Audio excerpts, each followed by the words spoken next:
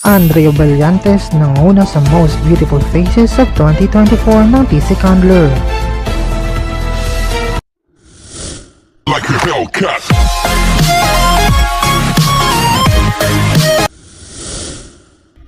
Sa isang napakagandang pagkilala, nanguna nga si Andrea Brillantes sa Most Beautiful Faces of 2024 ng TC Candler.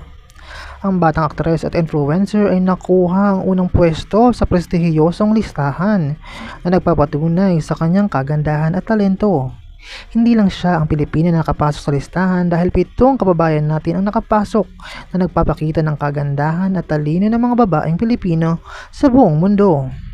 Narito ang ilan sa mga Pilipina na nakapasok sa Most Beautiful Faces of 2024. Number 28, Janine Gutierrez. Number 31, Liza Soberano. Number 52, Bel Mariano. Number 69, Ivana Alawi.